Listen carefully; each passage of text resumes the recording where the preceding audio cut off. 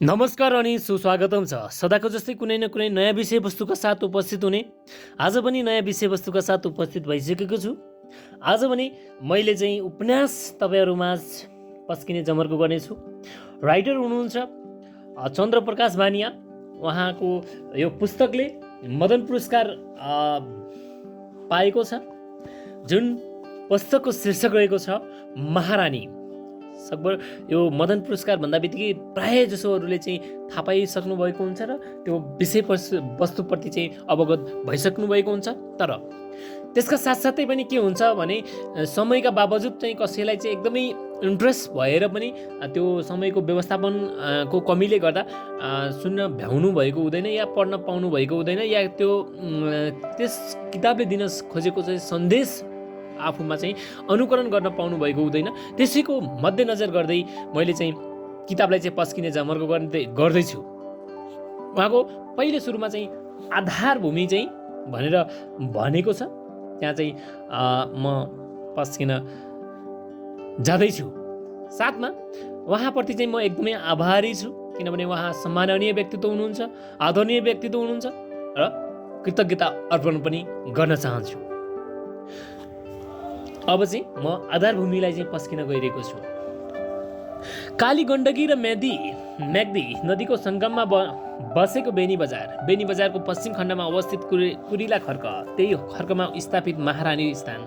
डोटेली खस भाषामा मानव भनिने देवी देवताका मन्दिरलाई कर्णाली भनेको भेगको खस लवजमा थान भनिन्छ। गण्डकी क्षेत्रमा मन्दिरको विकल्पको रूपमा स्थानको प्रयोग बाक्लै हुन्थ्यो। बागलुङको माई स्थान, पोखराको विन्ध्यवासिनी स्थान भने जस्तै बेनीको सेरोफेरोमा स्याउला थान भनेर लोकप्रचलित बनेको एउटा मन्दिर छ। मन्दिरमाथि बर्को रुख झाङ्गिएको हुनाले झट्ट हेर्ने देख्ने मानिसहरूले स्याउलाको थान भनिनुको कारण त्यही होला भनेर अनुमान गर्न सक्छन्। भूमि सिधाइसकेपछि चाहिँ मैले चाहिँ तपाईँहरूलाई अब उपन्यासमा चाहिँ परिवेश गर्दैछु।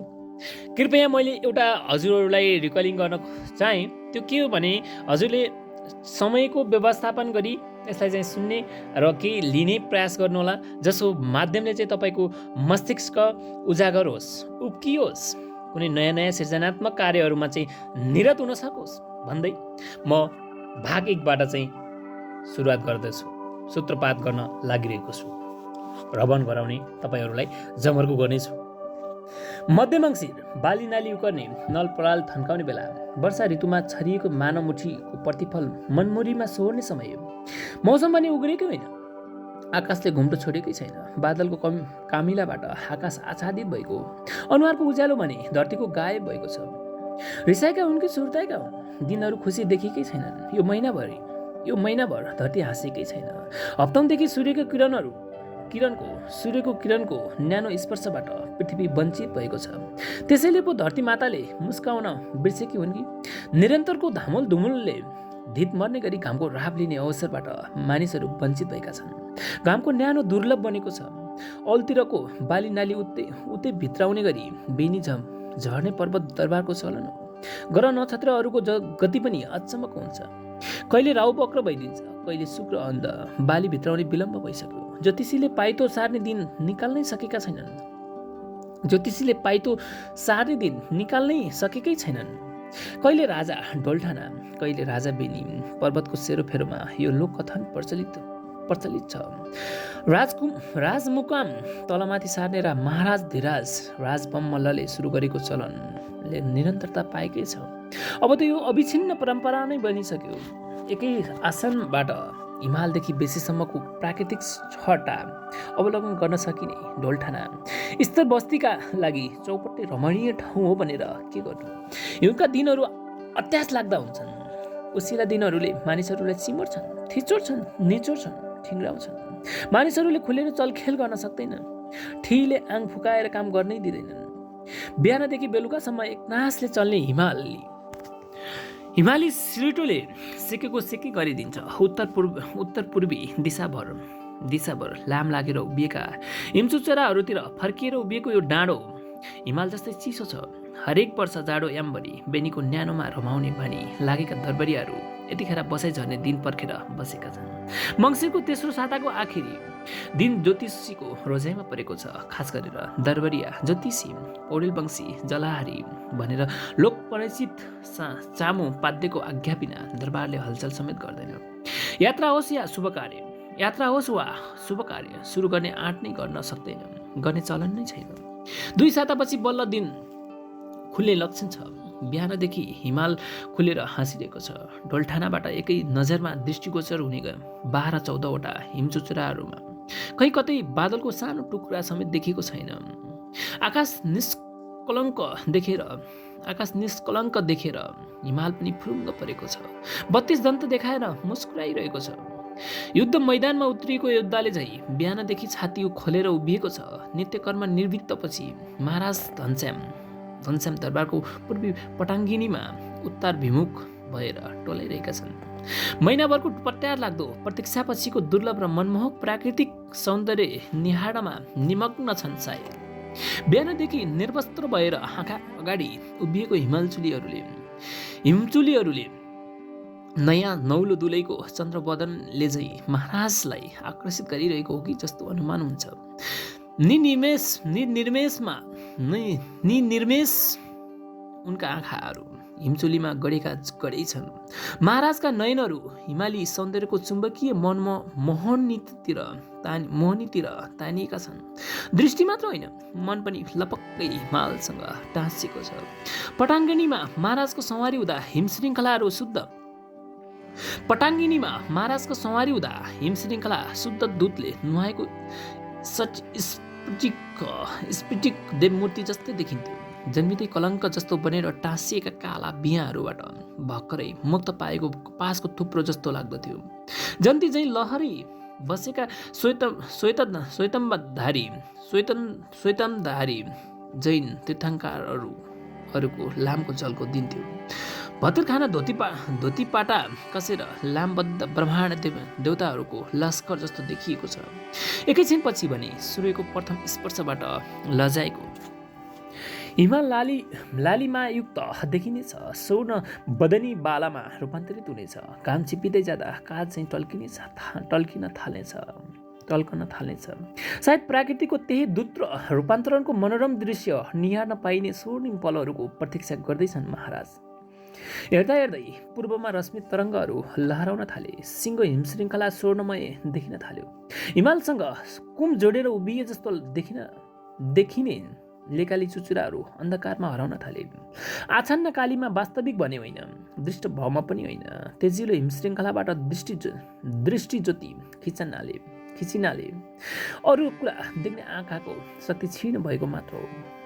सूर्यको प्रतिछाया हिमालको टुप्पोबाट तल सर्दै जाँदा जङ्गलको हरियाली पनि हराउँदै गएर विलुप्त भयो। तरेली परेका पहाडका लहरहरू कालो छायामा रूपान्तरित भए। दिउँसै रात परेको आभास हुन थाल्यो।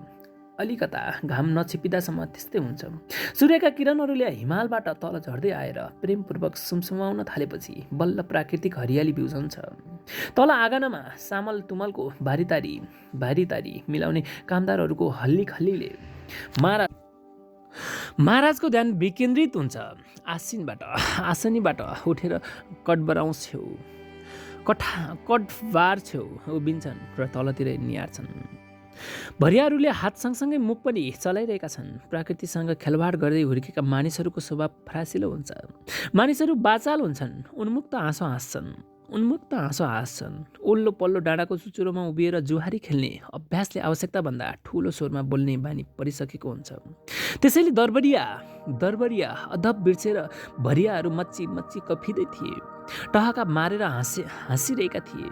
बेअदब खितखिताइरहेका थिए। आकाश खुल्दा सिरेटो चल्छ। सामान्यतः बादल बिचरो हावाको इसारामा आकाशमा विचरण गर्ने हो। आकाशमा बयली खेल्ने त हावा हो। बादल त लतारिएको मात्र न हो, तर बादलले हावाको गति अवरुद्ध गरिदिँदो रहेछ कि कुन्नी। बादल मुक्त आकाशमा आज हावा उन्मुक्त भएर विचरण गर्दैछ।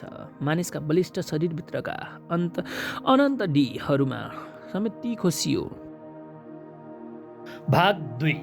बुधबार पर्वतको दरबार बस्ने दिन। हरेक विषयमा छलफल गरेर निर्णयमा पुग्नका लागि बोलाइने भाइ भारदारहरूको भेलालाई दरबार बस्ने भनिन्थ्यो। आकस्मिक समस्या आइलागेको विशेष परिस्थितिमा बाहेक सामान्य अवस्थामा महिनाको दोस्रो साताको बुधबार दरबारमा बस्ने पर्वतको राज्यको पुरानै चलन थियो। दरबारमा राजकीय तथा सामाजिक समस्याहरू प्रस्तुत गरिन्थे। छलफलमा बहस हुन्थ्यो। सबै दरबारीहरूको राय सुझावको आधारमा अन्तिम निर्णय लिइन्थ्यो। विशेष महत्त्वका मुद्दा मामिलाहरू महाराजका हजुरमा प्रस्तुत गरिन्थे। दरबारमा विशेष परिस्थिति बाहेक अघिपछि महारानीको उपस्थिति अनिवार्य मानिँदैनथ्यो। महाराजको उपस्थिति हुन नसक्ने खण्ड खातिर परिआएमा युवराजबाट दरबारको नायकत्व भूमिका निर्वाह हुन्थ्यो। युवराज नाबालिग रहेको अवस्थामा महारानीको उपस्थिति अनिवार्य मानिन्थ्यो। कचहरीमा प्रस्तुत विषयमा सबै भारदार र आमन्त्रित भदभरादमीहरूले खुलेर बहस गर्थे, राय दिन्थे। सर्वसम्मत होस् वा सभाको राय बाँझिएको महत्त्वपूर्ण विषयको अन्तिम फैसला राजाबाट हुन्थ्यो। महाराजबाट भएको अन्तिम फैसलाको पक्ष विपक्षमा समेत राय प्रकट गर्न दरबार स्वतन्त्र रहन्थ्यो। त्यस दिनको सभा काजीहरू, सरदारहरू, सेनानायकहरू, जेठा बुढा, दरबारिया पण्डितहरू, विद्वानहरू, लेखन्ते, खजान्ची समेतको उपस्थिति थियो। अध्ययनको सिलसिलामा बाहिर रहेका हुनाले युवराज उपस्थित थिएनन्। बेनी झर्ने तयारीको व्यस्तता रानीको अनुपस्थितिको कारण बनेको थियो। युवराजको शिक्षाको दायित्व निर्वाह गर्ने सिलसिलामै रहेकोले पण्डित रामेश्वर पन्त पनि अनुपस्थित थिए। कार्य विशेषले देश बाहिर रहेका जैसी आनन्द रेग्मी उपस्थिति पनि थिएन। कुनै औपचारिक ओहदामा नरहेकै भए पनि सुमन्त बानियाको उपस्थिति सभामा अनिवार्य जस्तै मानिन्थ्यो। ढोरतिर भएकोले नियमित जस्तो मानिने उनको उपस्थितिको निरन्तरता पनि खण्डित भएको थियो। दरबार अगाडि ढङ्ग पुर्याएर ढुङ्गा छापिएको विशाल आँगनको उत्तरी कुनाबाट दक्षिण भिमुख हुने गरी निर्माण गरिएको चौतारोको पश्चिम कुनामा पूर्वाभिमुख हुने गरी सजाइएको राजआसन। चौताराभर दरबारियाहरूको लागि गलैँचा बिछाइएको छ। राज फैसलाको लागि गरिएको पर्वत दरबारको बन्दोबस्त स्थित थियो। महाराजले आफ्नो स्थान ग्रहण गरेपछि पर्वताधिराज महाराज घनश्याम की जय भन्ने समवेत ध्वनि गुन्जियो। महाराजले दुवै हात उठाएर आशीर्वादको मुद्रामा बस्ने इसारा गरेपछि सबै दरबारीहरूले आफ्नो स्थान ग्रहण गरे। सभामा चकमन्न स्तब्धता व्याप्त भयो। विषय प्रस्तुत गर्ने महाराजको इसारा पाएपछि द्वारेले आफ्नो स्थानमा उभिएर महाराजलाई शिर नुगाएर दर्शन गरे अनि दाहिने हात छातीमा राखेर सभालाई विनीत भावमा झुकेर अभिवादन गरेपछि सभामा प्रस्तुत गरिने विषयको सूची सुनायो।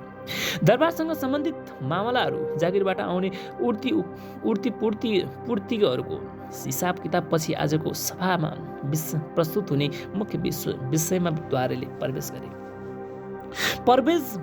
पर्वत राज्यको उत्तरी खण्डमा रहेको पाखा पानी भन्ने बस्तीमा बालीनाली उठाएपछि लोस फुकाउने विषयमा पढ्न गएको आपसी विवादमा जङ्गे सुनारको ज्यान गएको रहेछ। विशेष सामाजिक रीति स्थितिको भए पनि झगडा बुधे पूर्जा र जङ्गे सुनार दुईजना बीच मात्र भएको रहेछ। सबैको बालीनाली भित्राएपछि गाउँ बुढाले तोकिदिएको तिथिमितिमा गाउँभरका सबै गाईबस्तु एकैसाथ फाँटमा हुल्नु पर्ने हो। सङ्गलमा एकै दिन लोस चराउनु पर्नेमा जङ्ग सुनारका गाईबस्तुहरू गाउँ बुढाले दिन किटान गर्नु अगावै फाँटमा छिर्न पुगाउने छन्। सोही विषयमा जङ्गे र बुधेबीच पर्न गएको विवादले हात मिसामिसको रूप लिएछ। धकमक्क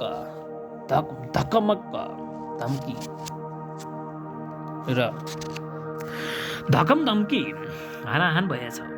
बुधेले झटारो हानेको गैँहरूको लौरोको चोट उठाउमा पर्नाले जङ्गीको ज्यान गएछ। गाउँमा लास परेको उजुरी आएपछि महाराजबाट खटन गरी पठाएको टोली घटनास्थलमा पुगी घटनाको विवरण मुचुल्का तयार गरी देखि सुनि जाने साक्षीहरूकन बयान समेत उतारिकन ल्याएको छ। खतुकी बुद्धीले आफ्नो अपराध स्वीकार गरिकन साबिती बयान दिएको छ। ज्यान खतको सजाय बापत ज्यानै लिने पर्वत राज्यमा सनातन परम्परा रहेको छ। तैपनि यस विषयमा राजसभाले आफ्नो राय बनाओस्, स्थिति बसालोस् भन्ने सदाशय राखी महाराजबाट छलफल गराउने आदेश बक्स भएको छ। ज्यानै लिनु दिनुपर्ने गरी विवाद हुनुपर्ने विषय देखिँदैन। मामला भवितव्यको पो हो कि भनिकन विचार गर्नुपर्ने जस्तो देखिन आएको छ। झगडाका दुई पक्षबीच पुराना रिसइबी दुश्मनी रहेको थियो कि भनिकन खोजबिन गर्दा त्यस्तो केही देखिएन। बुधे र जङ्गीबीच झगडा हुनु पूर्व असल छिमेकी सम्बन्ध र व्यवहार रहेको देखिन्छ। साँच्चै सरजमिनमा उल्लेख भएको व्यवहारले त्यही कुराको खुलासा गर्दछ। निष्पक्ष न्याय निष्पाप लिन महाराजकन सजिलो हुने गरी यो सभाले विचार विमर्श गरोस्, निष्कर्ष निकालोस्, त्यस कार्यमा सघाउ पुगोस् भनिकन वादी प्रतिवादी दुवै थरी र केही साँचीहरूकन समेत बोलाएको छ। सभाको कार्यवाही प्रारम्भ गर्नका लागि सर्वप्रथम जङ्गे सुनारकी जइकन आफ्नो राय महाराज समक्ष प्रस्तुत गर्ने अवसर दिनु उचित हुनेछ। उसकन बोलाउने आदेशका लागि महाराजका हजुरीमा बिन्ती चढाउँछ। द्वारे ताराचन्द भण्डारीले राजज्ञका लागि महाराजतिर याचना दृष्टि फिराए।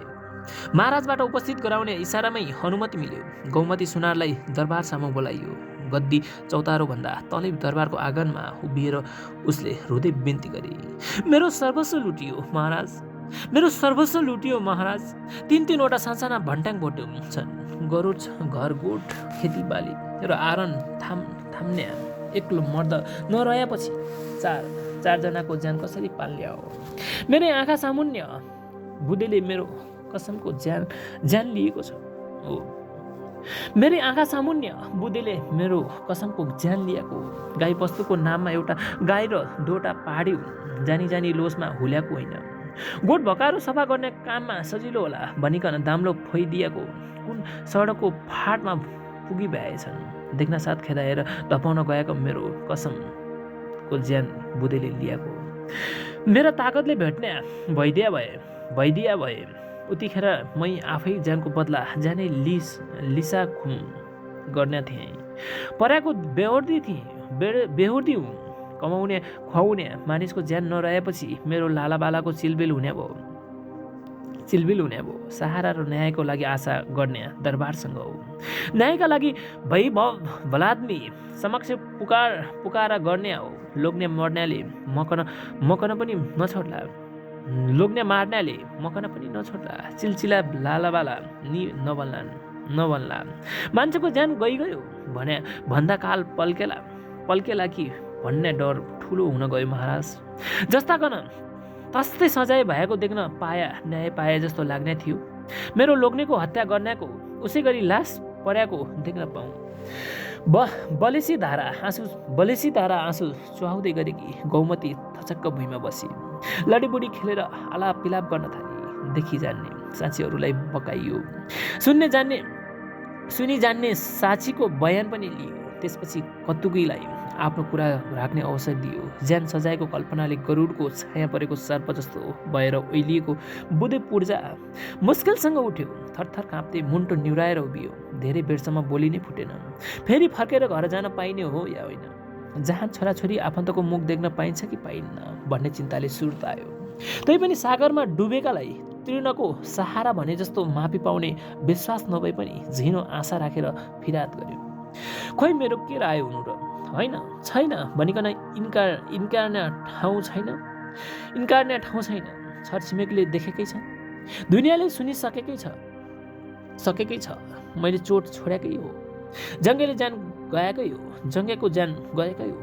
ज्यान खतको दोषी मै हो। मर्नै पर्ने भए पनि सत्य तथ्य समाजका सामुन्ने राखेर साखुम गरौँ भनिकन बोल्ने हो। जाडोको याम बिहानै एक डब्बाको छ्याङ तन्काइवरी खेततिर गएको थियौँ। जङ्गी गाईबस्तुहरू सलजै सोलोस नफुक्सियाको फाँटमा सल्याम्मै छापिएको देखेपछि रिसमा मैले आँखा देखिनँ। मुख छोडाछोड भइगयो। उहाँ जोडिकन भिड्क्या भए जङ्गेले मकन पाहा झैँ पछाड्दो। रिस पनि उठाएकै थियो। जोरी आफूभन्दा बलियो भएको हुनाले डर पनि थियो। त्यसैले हातमा भएको घयौरीको लट्ठीले झटारो हानेको अप्ठ्यारोमा लाग्न गएछ। भुतुक्कै भइगयो। ज्यानै लिने मनसुबा त मेरो हुँदै होइन। भवितव्यले जङ्गेको ज्यान गएको होइन, छैन भनिकन भाग्ने ठाउँ रहेन। चलन चल्तीको सजाय भोग्नै पर्यो। भद्र भलादमीको दया, महाराजको निगाह। बुधे चुप लाग्यो। राजसभालाई मुद्दाको टुङ्गो लगाउने आज्ञा महाराजबाट भयो। दुईजना तीनजना समूहमा बसेर छलफल बहस गर्न थाले। महाराज आफ्नो आसनबाट उठेर महलभित्र छिरे। महाराजको अनुपस्थितिमा सभाले खुलेर बहस गर्ने अनुकूल वातावरण बन्यो। ज्यानको बदलामा ज्यानै लिने कि भवितव्य मानेर ज्यानको सजायको विकल्प दिने भन्ने विषयमा सभामा मैतक्य हुन सकेन। भारदा सभासदहरूको बहुसङ्ख्या ज्यान सङ्ख्या सजाय नै दिनुपर्छ भन्ने पक्षमा उभियो।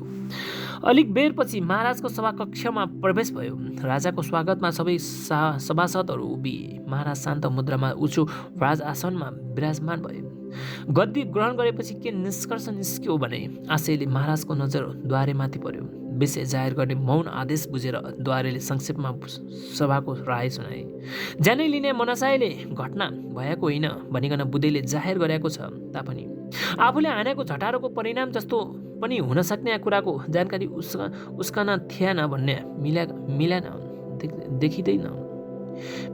मिल्ने देखिँदैन। नाबालक केटाकेटी होइन, पाँच छोराछोरीको बाबु भइसकेको पाको मानिसले सम्भावित दुष्परिणामको अनुमान गर्न सकेन भने नसकिने भएकोले परिणाम जे होला सहुला खपुला भने मनसायले जानी बुझिकनै जङ्गेमाथि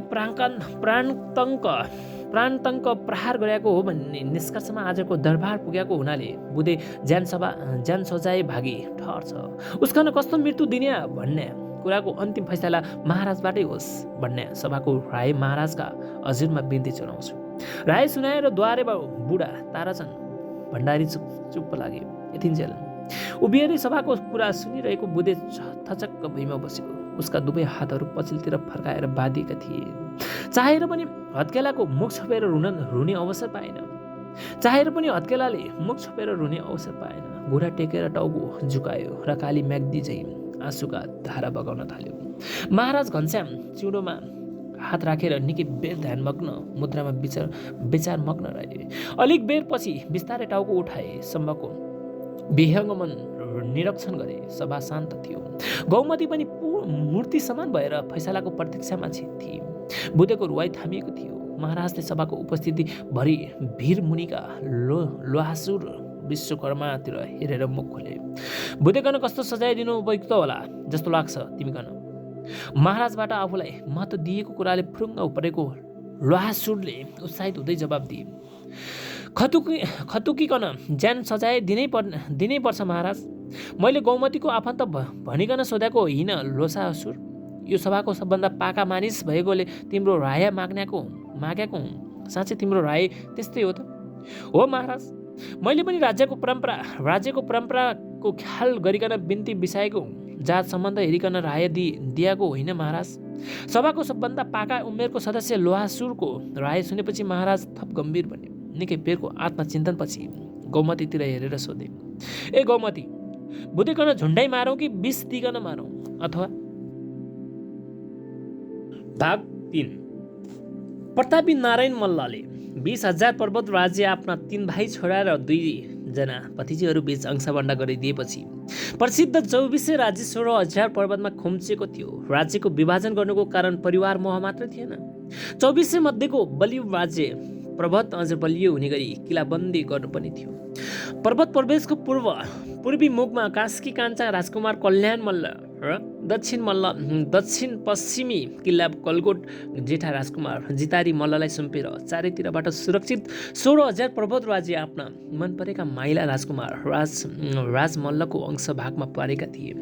उत्तर पश्चिम सीमाको अधिकांश भाग धवलगिरी हिमालय रगबारी गर्थ्यो। अन्नपूर्ण र धवलागिरी बीचको खोजबाट मुस्ताङ छिर्ने मार्ग साँघुरो र विकट भएको हुनाले सुरक्षाको प्रबन्ध मिलाउन सजिलो थियो। सधैँ किचलो र झै झगडा पर्ने 22-24 राज्यहरूसँग मात्रै थियो।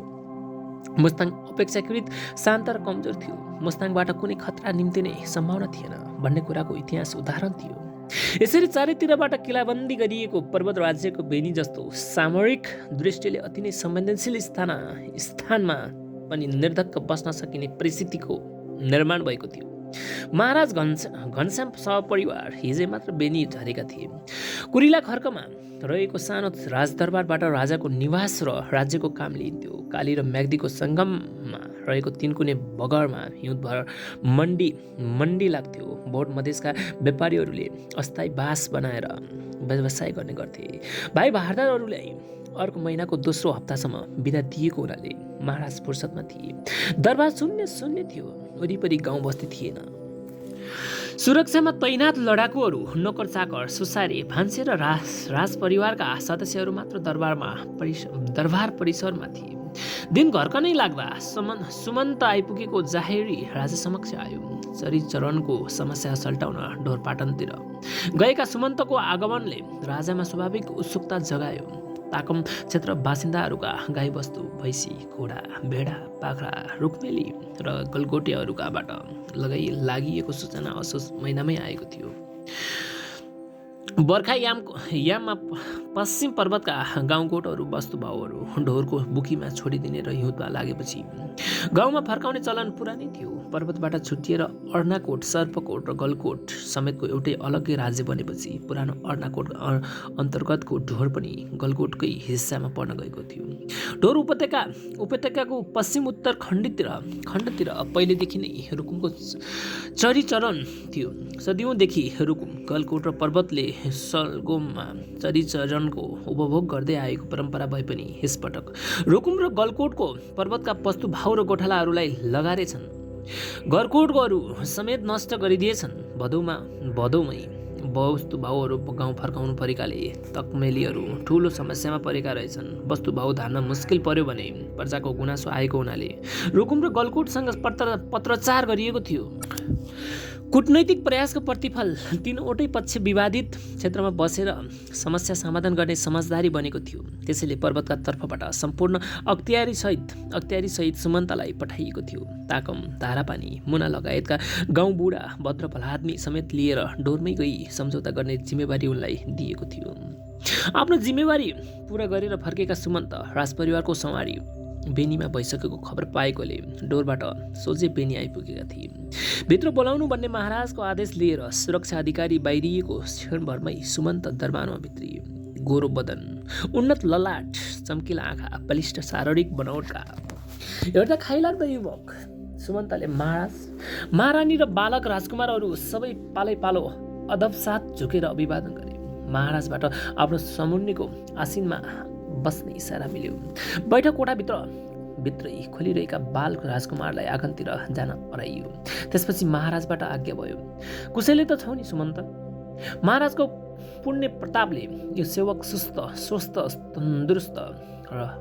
तन्दुरुस्त छ महाराज। राजाको बोली भुइँमा खस्न नपाउँदै सुमन्तले जवाब दिए। यात्रा कस्तो रह्यो? एकदम रमाइलो र फलदायक रह्यो महाराज। कुनै अत्तु गाह्रो अप्ठ्यारो त परेन नि? जति अप्ठ्यारो परे पनि गाँटो फुकाउनै पर्ने थियो। उनीहरूको हातमाथि परेको अवस्था भएकोले अलि बल गर्नुपर्ने हुने भइहाल्यो। राज्यको अंशबन्ड गर्ने कुरा उसै गलत थियो। मेरो पूर्वज र रतन बानिया लगायतका अग्रजहरूको राज्यसँगको असहमति र असन्तुष्टिको कारण त्यही थियो भन्ने सुनिएको छु। त्यसमाथि ढोरपाटन जस्तो महत्त्वपूर्ण ठाउँ सिङ्गै गलकोटको भागमा पार्ने गल्ती काम भएको थियो। उति बेला रोपिएको 20 वृक्षमा यति बेला फल लागेको मात्र हो। आज्ञा अनुसार समस्याको समाधान गरिकन आएको छु महाराज। त्रिपक्षीय सम्झौता अनुसार गरिएको धर्मपत्रको कागज र राज्यको मोहर अदबपूर्वक महाराजका हजुरमा सुमन्तले पेश गरे। उनको हातबाट सामग्री ग्रहण गर्दै राजाबाट थप प्रश्न आयो। तकमेली, थापा, मगर, भण्डारी लगायतका गाउँ बुढा, भद्र भलादमीहरूको सहयोग मिल्या हो नि? ढोरको चरीचरण बन्द हुने भनेको तकमेलीहरूको घाँटीमा सुरके पासो कसिने कुरा थियो। सहयोग गर्ने र सम्झौताप्रति समर्थन जगाउनेको के विकल्प थियो र विचारा उनीहरूसँग तीनवटै राज्यका तर्फबाट भएको धर्मपत्रमा पर्वतका तर्फबाट सामान्य रैतान भद्र भलादमीहरूको सही छाप समेत गराएको छु। महाराजले मुसुक्क हाँसेर महारानीको अनुहारमा हेरे। मैले भनेको होइन, यो ठिटोमा कति सुझबुझ छ भन्ने भाव महाराजको अनुहारमा स्पष्ट देखिन्थ्यो। कस्तो धर्मपत्र, यसमा के लेखिएको छ? यसपटक महारानीबाट जिज्ञासा प्रकट भयो। सुमन्तले जिज्ञासु नजर महाराजतिर लगाए। महाराजबाट व्यवहार सुनाउने इसारा पाएपछि सुमन्तले विवरण सुनाए। सरकार, मैले पुरै ढोरपाटनको निरीक्षण गरेँ। उत्तर पश्चिम रुकुमको कब्जामा रहेछ। पूर्व दक्षिण गलकोटको इलाका पर्दो रहेछ। पर्वतको सिमाना त धरौली यता मात्र रहेछ। त्यसैले गलकोटको दक्षिणी भागमा गरकोट खर्क राख्ने पूर्वी पाटोमा पर्वत लिएर पश्चिम पाटोमा रुकुमले खर्क बनाउने गरी सीमा तोक्ने काम भयो। ढोरको मैदान र वन क्षेत्र सबैले साझा मानिकन वस्तुभाव चढाउने सहमति भयो। त्यसबापत पर्वतले सालिँदै 2-20 देशी मोहर गलकोट निसीलाई सिर्तो स्वरूप बुझाउने। पर्वतले तिरको तिरो सिर्तोको आधा निसीबाट रुकुमले पाउने सर्तानमा गरियो। पर्वत राज्यले पुरानो अर्नाकोट अन्तर्गतको ढोरमा चरीचरण उपयोग गरे बापत साली बाली तिर्नुपर्ने भुज्यालको सिर्तो ताकमकोटको रैतीहरूले दामासाहीले उठाई पर्वत राज्यकन बुझाउने कुरा समेत यो धर्मपत्रमा परेको छ। टकमेलहरू रुष्ट त छैनन् नि? महाराजले थप जिज्ञासा राखे। पुनः एकपटक, टकमेलहरू रुष्ट त छैनन् नि? महाराजले थप जिज्ञासा राखे। त्यस्तै हो महाराज, आसेपासे रैतान प्रजाहरूको सानातिना गुनासाहरू त रहन्छन् नै। सबैलाई सधैँभरि खुसी राख्न कहाँ सम्भव हुने हो र? अत्तो गाह्रो परेको बेला भर मद्दत गर्ने दायित्व राजाको थापा मगर छन्त्याल र भण्डारीहरूको पर्वत राज्यकन कुन छ? तिनकन सधैँ खुसीका राख्नुपर्छ। बरु उनीहरूको थप गुनासो के रहेछ? राज्यले हामीकन बिर्सियो भनिकन तकमेलहरूले चित्त दुखाउने रहेछन्। उनीहरूकै घर आँगन बढाइदिने होइन क्यारे? अत्तो अप्ठ्यारो पर्दा उनीहरूका सधैँ सगाइएकै छ, सुख सुविधाको ख्याल गरिएकै छ। यसपटक पनि उनीहरूको गुनासो आउनसाथ चरीचरणको समस्या समाधान गरियो। पर्वत दरबारले तामकन उपेक्षा गर्यो कसरी भन्न मिल्छ? होइन महाराज, तकमेलहरूले यसपटक त महाराजको ठुलो गुण मानेका छन्। माघे सङ्क्रान्तिमा कोसेली पात लिकन तमेली भद्र पलाद्मीहरू महाराज कृतज्ञता चढाउन आउने भएका छन्। त्यसो हो भने उनीहरूको चित्त दुखाउने खास कुरा के रहेछ त? कुरो पुरानो रहेछ। थापा मगर पौडेल र सुवेदीहरूसँग गरेको धर्मपत्र मल्ल राजाबाट उल्लङ्घन भएको गुनासो रहेछ। पर्वत दरबारले तकमेलहरूसँग कस्तो धर्मपत्र कहिले गरेको रहेछ र? यसपटक महारानीले जिज्ञासा राखिन्। दिन ढल्न आँटी गयो, थकाइ पनि लागेको छ। माथि पनि उक्लनु पर्यो। अर्को कुनै दिन इतिहासको रहस्य बताउला। आजलाई बिदा पाऊ कि? सुमन्तले याचना गरे। होइन सुमन्त, तिमी पनि थाक्या होला। तिम्रो घोडा पनि थाक्यो होला। आज यतै दरबारकै पाहुना बनिकन बस। भोलि बिहान माथि उक्लनु। दरबार अर्को महिना मात्र बस्ने हो। तिमीले पनि आराम गर। महारानीले तिमीसँग इतिहास र परम्पराको बारेमा जिज्ञासा राख्ने इच्छा राखेकी छन्। जाने बुझाको कुरा बताइदिने काम गर, हुँदैन? राज्य आज्ञाको अनादर गर्नु असम्मत हवस् भनेर स्वीकार्नै पर्यो। सुमन्तले संक्षेपमा तकमेली गुनासोको इतिहास कथा सुनाउन थाले।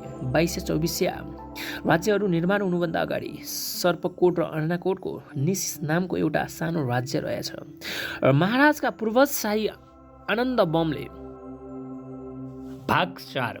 भोलिपल्ट बिहान दरबारबाट बिदा भएर सुमन्त गाउँ उक्ले। ढुङ्गाना थरतिर बजेको घोडाको घन्टीको आवाजले भेरमुनिको सिङ्गे गाउँको ध्यान आकर्षण गर्यो। गाउँभरका मानिसहरूले कान ठाडा बनाए, आफ्नो काम रोकेर उतैतिर आँखा लगाए। केटाकेटीहरूले दौडेर पुत्ले ढुङ्गासम्म आइपुगे। कोही घोडाको अघि, कोही पछि दोगुर्न थाले।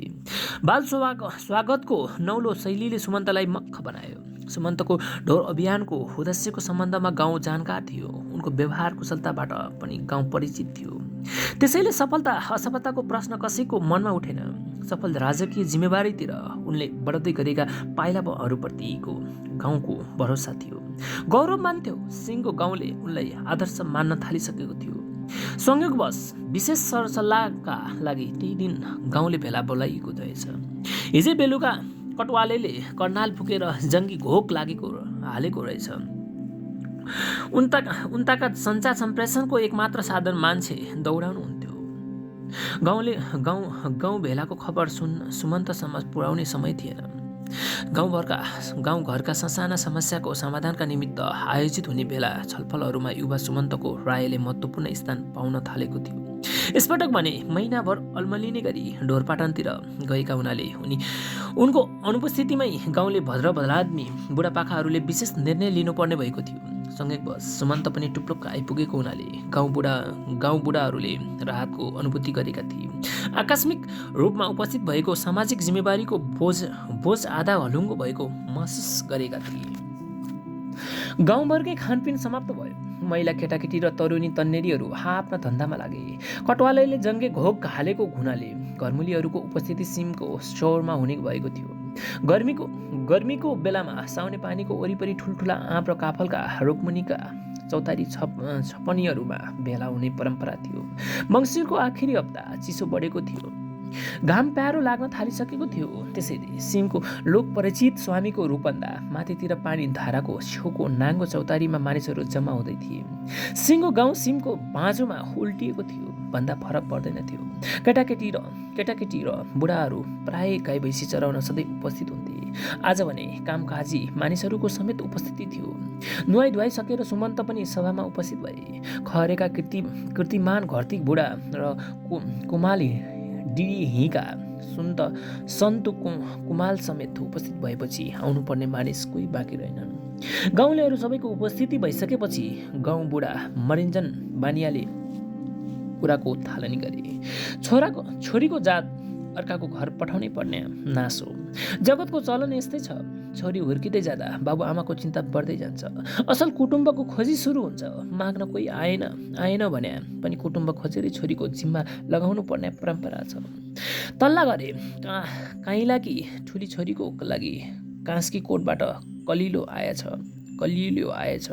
ठाउँ टाढाको र बिरानो भए पनि घर कुटुम्ब राम्रै लाग्यो। सकभर पहिलो कुटुम्ब नफर्काउनु भन्ने पुरानो चलनको पनि ख्याल गरियो। दाजुभाइ सबैको सल्लाहमा जन्ती पर्सने निर्णय लियो। मङ्सिर महिना ढिम्किन लागिसकेको थियो। हेरकोर गर्दा मङ्सिर 28 गतेको लगन निस्क्यो। रञ्जन रोकिए। बासाबाट सुर्ती निकालेर हत्केलामा मार्न थाले। राम्रो भयो, कानलाइकी छोरी हामी सबैकी चेली। विवाह धुमधामसँग गर्नुपर्छ। टाढाको कुटुम्बले कुरो काट्ने ठाम दिनुहुन्न। तयारीको जिम्मेवारी सबैले बाँडीचुडी गरौँला। हामी कन कुनै कुराको पीडा दिने हो दियोस्। हामी खटेर निप्ट्याउने छौँ। बाजा मुखमा श्रीमन्ते दर्जीले अघि सरेर भने, बिहेको तयारीको कुरा छँदैछ। सबैलाई निम्तो आउला पठाउला। जिम्मेवारी पनि दिए तर कुरा अर्कै पर्न गयो। गाउँ सल्लाह नगरी नहुने खण्ड आइपर्यो। मरिन्जेलले कुरा अघि बढाए। विवाह पूर्व कुन अत्तो गाह्रो अप्ठ्यारो आइपर्यो? कुटुम्बका तर्फबाट कुनै अप्ठ्यारो शर्त आयो? सुमन्तले जिज्ञासा राखे। होइन, कुटुम्बबाट त्यस्तो कुनै अप्ठ्यारो कुरा आएको छैन। गाँठे कुरो अर्कै छ। त्यसबारेमा अलि अघि नै गाउँ सल्लाह गर्नुपर्ने हो। सुमन्त पनि गाउँमा थिएन। आइपुगिहाल्छ कि भनिकन बाटो हेरेको हो। समय ढिम्किन आँटेको हुनाले ऊ बिना पनि गाउँ सल्लाह गर्नु पर्या र निर्णय गरिहाल्नुपर्ने अवस्था आइलागेको हुनाले हामी बुढाहरू बसिकन गाउँ बेला बोलाउने निधो गरेका थियौँ। दैव संयोगले सुमन्त पनि टुप्लुक्क आज आइपुग्यो। सुनमा सुगन्ध भयो। दैवले जुटायो भन्दा हुने भयो। राजा मर्या त गद्दी खाली हुँदैन। सुमन्त बिना गाउँको रोकिने कुरा के थियो र? जान्ने सुन्ने पाकाहरू हजुरहरू हुनुहुन्छ। गाउँको हित कल्याणको कामका लागि सुमन्तकन कुरिरहनु पर्दैन। म त केटाकेटी हुँ। मैले पो हजुरहरूबाट सिक्ने जान्नुपर्ने कुरा हजार छन्। भेलाको जानकारी बिना पनि म आइपुगे। यो अवसर मेरो लागि अहोभाग्य हो। रञ्जन हर्जुबाले मलाई फुरुङ्ग पारिदिनु भयो। आफूलाई सग्लो गाउँले माया गर्छ भन्ने कुराको बोध सुमन्तलाई कृतज्ञ बनायो। गर्वले छाती फुल्यो। सुमन्तले अलिकता हाँसेर कृतज्ञता जाहेर गर्यो। कलिलो लियाका मानिसहरूकन टिका टालो गरी दिन खटाई ओरी बिदा गरी पठाएपछि एउटा कुरा सुन्नमा आइगयो। कालापारीतिर दसैँ तिहारसम्म मानिसहरू माईको प्रकोपबाट सोत्तर परेका रहेछन्। बालीनाली उठाउने बेला खेतालो र परिम गर्ने मानिस पनि नपाउने अवस्था थियो रे। उतैतिरको जन्ती निम्ताइयो। माईको प्रकोप जन्तीको साथ लगिकन हाम्रो गाउँमा छिर्ने हो कि भनिकन शङ्का गर्नै पर्यो। तर्काउने उपाय पनि लागेसम्म गर्नै पर्यो। छेकबार लगाउने चलन चल्तीको विधि गर्नु पर्यो। जन्ती हड्कन मिल्ने ठकुरी बाउ साहेबहरूको जस्तो डोली पठाउने चलन हामी खसहरूको छैन। मरिन्जन बुढाले रहस्य खोले। सालिन्दै माई मसाउने पूजा गर्ने चलन पुरानै हो। हिउँदका फुर्सादिला दिनमा बालीनाली थन्काइवरी पाई पूजा गरिने हो। यो वर्षको समय साल खराब भइगयो। पानी परेको परै भयो। धान बाली भित्राउने काम सकिया पनि नलपराल थन्काउने काम तुरिएको छैन। टौवा चुलिया नै बाँकी छ, काम बाँकी नै छ भनिकन पूजा हड्कन पनि भएन। सबै कुरा छोडिकन जन्ती आउनु पूर्व माई पूजा गर्नु पर्यो भने भो तिथिबार लगन। सबै कुरा छोडिकन जन्ती आउनु पर्यो, माई पूजा गर्नु पर्यो, तिथिबार लगन खट्न गर्ने काम गुरुजीको। कीर्तिमान घरती बुढाले पण्डित राम पाद्यतिर हेरेर भने, अर्कोको फड्को तेलको दुध आखिरी पर्या भने तिथि न मिति सायद न लगन। पहिले छेमा पूजा गर्यो, त्यसपछि माई पूजा गरिदिया भइहाल्यो। 28 गति बिहे छ, आज 23 भइसक्यो। पात्रो पल्टाएर धुलौटे कोर्न थाल्दा दिन निस्के त ठिकै होला। निस्केन भनिकन गाउँमा सङ्कट निम्तन दिनु भएन क्यारे। उजिर सिंह कार्कीले राय पोखे। होइन, शुभको कामको लागि तिथिमिति र लगन त हेर्नै पर्यो नि। बरु बिहेको लगन उता सार्यो भइहाल्यो। माईको पूजा त दिन जुराएरै गर्न पर्छ पो। पछि तल बितल पर्न गयो भने पछुताउनु पर्ला नि। सन्तु कुमारले तर्सो देखाए। जति पुडो सार्या नि सामन्तसम्म न हो, मसान्तसम्म न हो। जति पुडो सार्या नि मसान्तसम्म न हो, त्यो पनि लगनले दिया छ भने उता सार्ने भनिकन पुसमा बिहे गर्ने भन्या क्यारे। ज्योतिषीहरूले 28 उता बिहेको लगन नै छैन भन्छन्। हुमेन श्रीलाल जैसीले पढ्न सक्ने अप्ठ्यारो देखाए।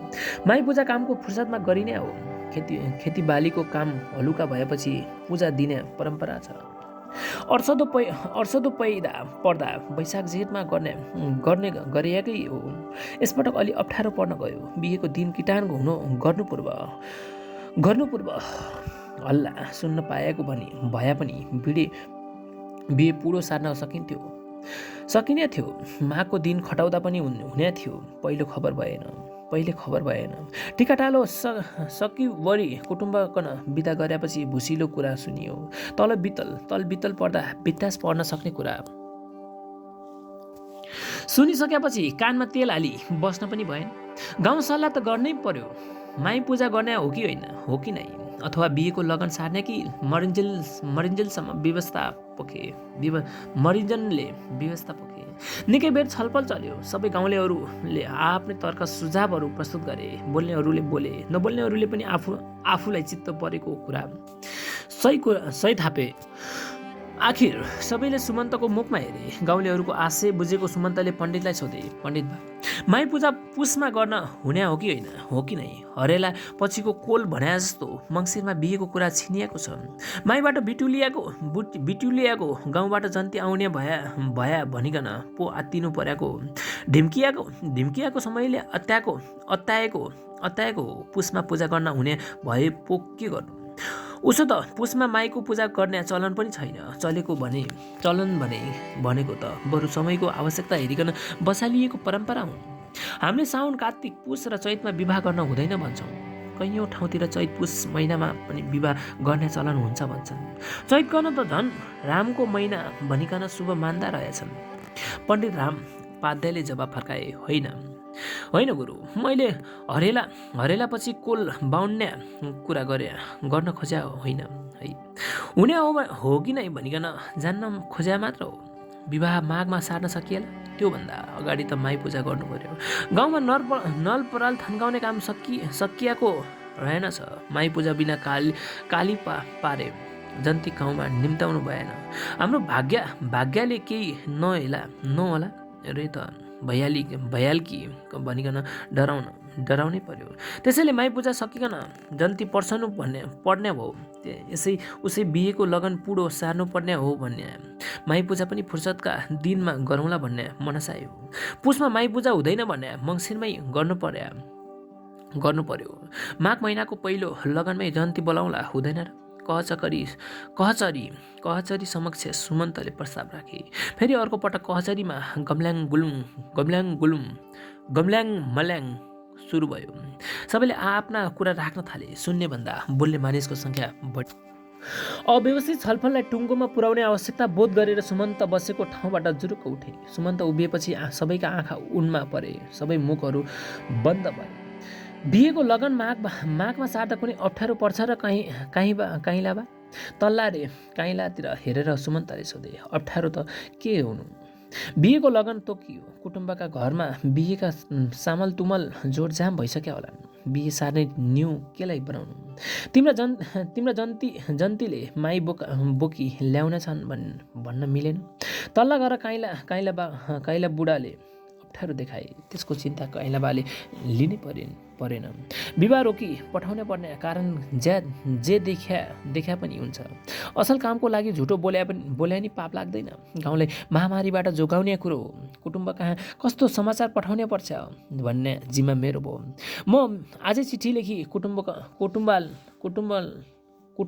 कट्टु आलेकन कुदाउँला। कुटुम्ब राजी हुन्छन् भने मङ्सिरमै बिहे गर्नै पर्छ भन्ने केही छैन। बितिहाल्ने कुरा होइन। माघ फागुनमा गर्दा नि हुने नै हो। काइलाले सहमति जनाए। के भन्नुहुन्छ रञ्जन बा? सुमन्तले गाउँ बुढा मरिन्जनलाई सोधे। ओ, म पनि त्यही भन्छु। मङ्सिरमा माई पूजा गरौँ, माघमा बिहे गरौँला।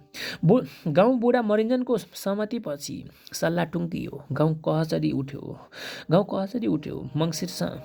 मङ्सिर मसान्तीमा माई पूजाको आयोजना हुने भयो। पूजाको निमित्त आवश्यक पर्ने पूजा सामग्रीको व्यवस्था गर्ने जिम्मा पण्डित बा र श्रीलाल जैसीको भयो।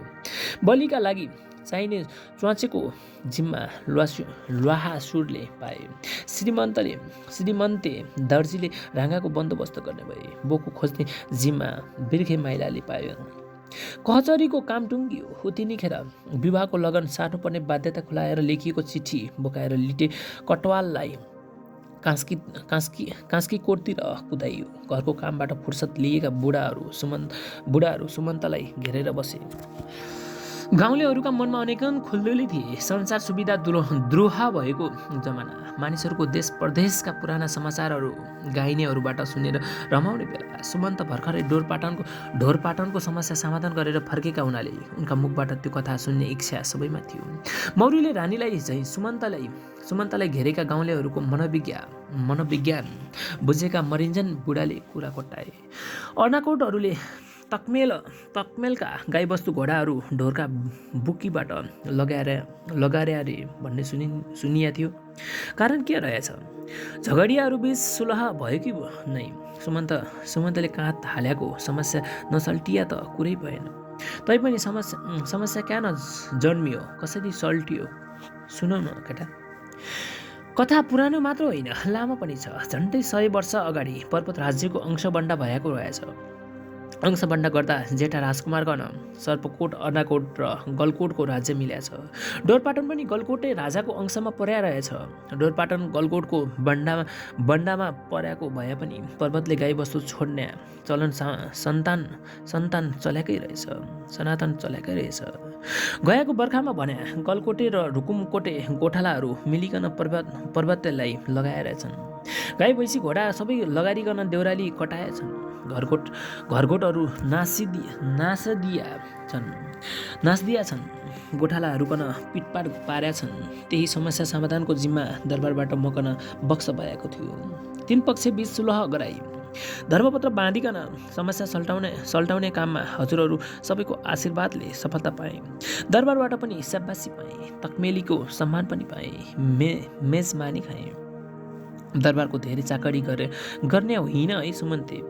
काम फत्ते भए हाई गर्ने हुन्। काम तलबित्तल परेको खण्डमा ज्यानै जान बेर लाग्दैन, उपाल्ला गरे माइला बुढाले चेताए।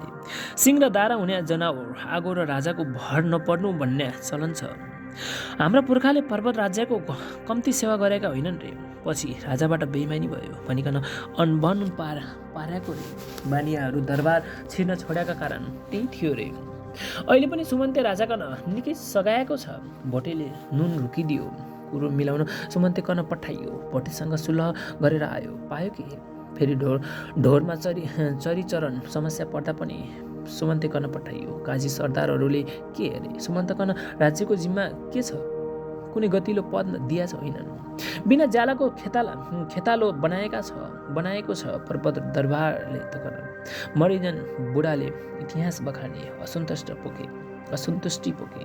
राजाले भाउ नदिया पो के भयो र? बानियाहरूको हैकम र हैसियत कम भएको होइन क्यारे? 8,000 का राजा 12,000 का बानिया त्यसै भनिएको हो र?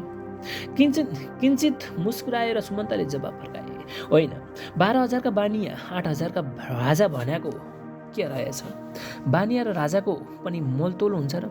धम्मे नेक बुढाले जिज्ञासा राखे। राजा र बानिया मध्ये को धनी भनिकन शरीरमा धर्याको धनमाल गरगहनाको मूल्य गर्दा बानियाको शरीरमा 12,000 र राजाको शरीरबाट 8,000 बराबरको धनमाल निकालेको हुनाले त्यस्तो उखान बनाएको भन्छन्। श्रीलाल जैसीले आफूले सुनेको कथा सुनायो। त्यस्तै होला त। कुन जमानाको कुरा हो? अवश्य 200-400 वर्ष पुरानो कुरा होला। त्यो जमानामा त्यति धेरै मूल्य बराबरको धनमाल बोकिकन को हिँड्न सक्थ्यो होला र? आजकल देशी मोहरको चलन छ। 1,800 बराबरको मोहर बोकिकन हिँड्न मुस्किल पर्छ। दाम पैसा नपाइने जमानामा हजार मूल्य बराबरको सुनचाँदी कसले बोकी हिँड्न सक्थ्यो र? त्यो त दन्त्य कथा मात्रै होला। महाभारत कथाका भीमसेनको शरीरमा 1000 हात्तीको बल थियो भने जस्तै होला, होइन रञ्जनबा? सुमन्तले वास्तविक रहस्य खोलियोस् भनेर जिज्ञासा राख्यो। उट्याङ्गाले रचाएको कथा हो त्यो। मरिन्जनले सुमन्तको भनाइमा सही थपे।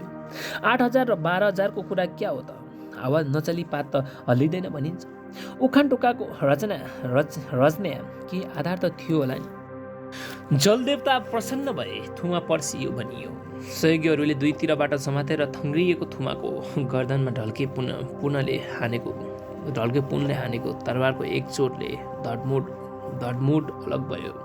महाराजको इसारा पाएपछि सयसले घोडा तयार गर्यो। राजाको घोडामा सवार भए।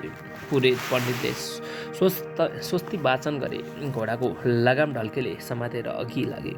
राजाको सवारी साँगोको वारपार सम्पन्न भयो। साँगो तयार भएकोमा खुसी मनाइयो। दर्शनीयहरूले नौमती बाजा बजाए, नगारा दिए। प्रजानहरूले जय जयकार गरे।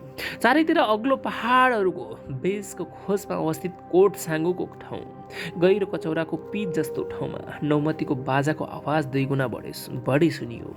दक्षिणतर्फ तोरा खेतको पहराको डिलबाट निरन्तर झर्किरहेको उड्ने छहराको एकनासको सुसाहाटले पार्श्वी सङ्गीतको काम गरिरहेको थियो। पारिपट्टि भम्किलीतिरको मठमा राँगाको बलि दियो। वारिपट्टिको मठमा बोकाको बलि चढाइयो।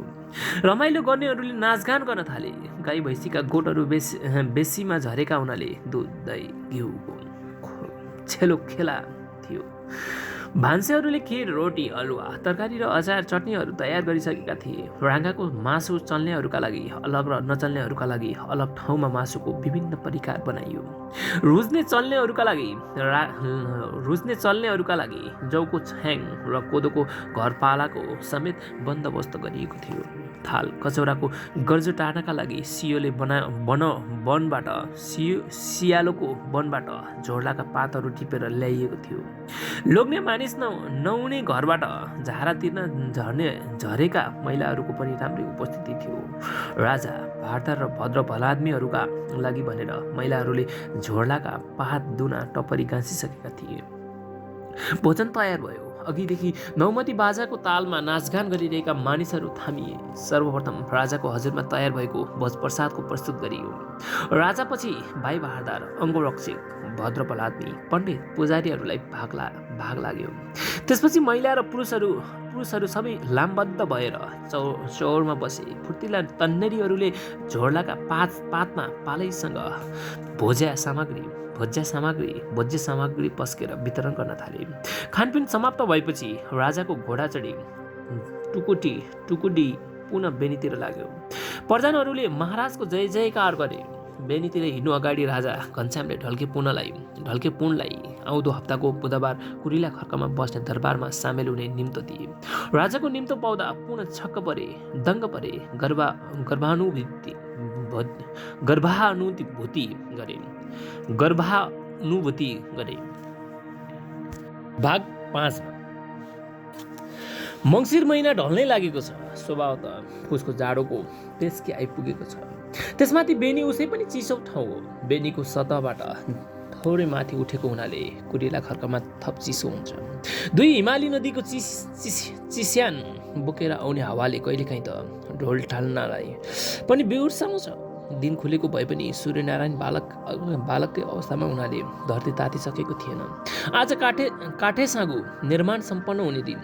महाराजको सवारी चलाउने कबरदारीको उपस्थिति नभएकोले हुनाले द्वारे बिहानैदेखि दरबारमा उपस्थित छन्।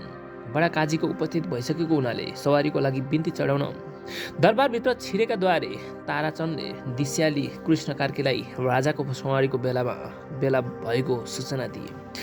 काजी लगायत द्वारेहरू समेत तयार भइकन महाराजको बाटो कुरिरहेका छन्। सयले घोडा तयार गरिसकेको छ। महाराज दिस्याली कृष्ण कार्कीले महाराज घनश्यामका हजुरमा बिन्ती चढाए। सवारीका लागि महाराज पनि तयार भइसकेका थिए। राजाको कम्मरमा महारानीले तरबार सहितको म्यान बाँधिदिन्। निधारमा सुगन स्वरूप रक्त तिलक लगाइदिन्। शुभ साहित्यको बखत मङ्गलाचरण गराउने परम्परा पुरोहित हरेराम सुवेदीले समागम गरेर निर्वाह गरे। महाराज सडकमा निस्केपछि बडाकाजी मकरध्वज लगायतका भारदारहरूले घोडाबाट उर्लेर दर्शन टक्राए। अगाडि अङ्गरक्षक दिस्याली कृष्ण कार्की, त्यसपछि महाराजको पछाडि अन्य अङ्गरक्षकहरू, त्यसपछि भाइ भारदारहरूको टोली पश्चिमाभिमुख भएर यात्रा प्रारम्भ गर्यो। सयसले महाराज चढेको घोडाको पुच्छर समातेर कदम मिलायो। चुत्रेनी ओडारमा काठको पुल तान्ने काम सुरु भएको थियो। दुवैतिरका मठहरू हिजै तयार भइसकेका थिए। आज काठका निधालहरू तेर्साएर फलेक छाप्ने काम गर्नु थियो। अर्थात् आज काठे पुल बनाउने काम सम्पन्न हुने दिन थियो। त्यसैले महाराज घनश्यामको सवारी चुत्रेनीको बगरतिर हुन लागेको थियो। महाराज समेतको घोडा चढी टुकडी कोरिला खर्क अग्निखेत थाकान माझाखेत हुँदै चुत्रेनी झर्यो। वारिपारी दुवैतिरको बगरमा मानिसहरूको मेला लागेको थियो। मानिसहरू आफ्नो जिम्मामा परेको काममा तन्मय भएर लागेका थिए। महाराजको आगमनले एकचोटि सबैको ध्यान आकर्षण गर्यो। दर्शनीयहरूको नगारा बजाएर स्वागत गरे। उपस्थित रहेती गणहरू सबैले सम्यत स्वरमा महाराजको जय पुकारे। दर्शन टक्राए। पुल निर्माणको नेतृत्व गरेका पानी सुहाराका ढल्के पुलले महाराज समक्ष कामको प्रगति विवरण पस्किए। दौटे मठहरू हिजै ठडिएका हुन्। आज 4वटा निधालहरू तेर्साइकन बाँध्ने काम सकियो। छेउमा लगाउने कटबार पनि तयार भइसकेको छ। अब फलेक बिछ्याउने काम मात्र बाँकी छ। साँगोको अन्तिम कार्यको थालनी महाराजका बाहुलीबाट होस् भनिकन कुरी बसेका थियौँ। सबै सामान तयार छ महाराज घनश्यामले हिँड भन्ने सङ्केत गरेपछि ढल्के अघि हिँडे। महाराजले ढल्केलाई पछाए। भाइ भारदार र सर्वसाधारणले महाराजलाई पछाए। रानीका पछि मौरीहरू भुनभुनाउँदै उडे। झै सारा मानिसहरू राजाको अघि पछि गुरुर र कुदे। फुलको ढाँचा बनाइएको ठाउँमा पुगेपछि एउटा ससानो हातेघन 2 हथेलीमा राखेर अलिकता झुक्दै अदबसाथ ढल्केले महाराजतिर बढाए।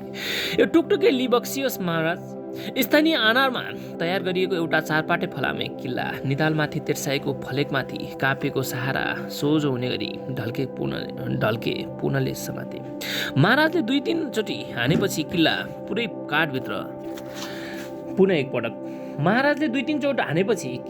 काठभित्र डुब्यो। पुलको शिलान्यासको औपचारिकता थियो त्यो। महाराजको हातबाट घन लिएर ढल्केले थप 2-4 चोटि हानेपछि किल्ला मानिसको गोडामा नलाग्ने गरी दबियो। फलामको काम सुरु हुनु पूर्व किल्लाको काम बाँस अथवा फलाटको काठबाट लिइन्थ्यो। पिउठाने फलाम आउन थालेपछि खेतीवाली र काटकुटको कामको ज्वालहरू स्थानीय आनारमा बढ्न थाले। घर गाउँमै कुटो, बाउसो, बन्छ र खुर्पा बन्न थालेपछि पर्वतको जनजीवनले फड्को मारेको थियो। काटे पुलमा फलामको किल्ला प्रयोग गरेको यो पहिलो पटक थियो। राजाको हातबाट पहिलो किल्ला ठोकिएपछि 1-8 घण्टामै सिपालु कामदारहरूले सबै फलेकहरू जडान गर्ने काम भ्याए। हिउँदमा गाडतारको लागि काठे साँगु हालिने ठाउँ चुत्रेनी बगरले अब काठे साँगु भन्ने नयाँ नाम पाएको थियो। काठको साँगु लगाउने चलन सुरु हुनुभन्दा अगाडि चोयाको झुलुङ्गो बनाइन्थ्यो रे। अपेक्षाकृत अलि लामो छाड्न पर्ने भएकाले चोयाको झुलुङ्गो टाक्न उति सजिलो थिएन र टिकाउ पनि हुँदैन थियो रे। त्यसैले चोयाको सट्टा काठे पुल बनाउन थालिएको थियो।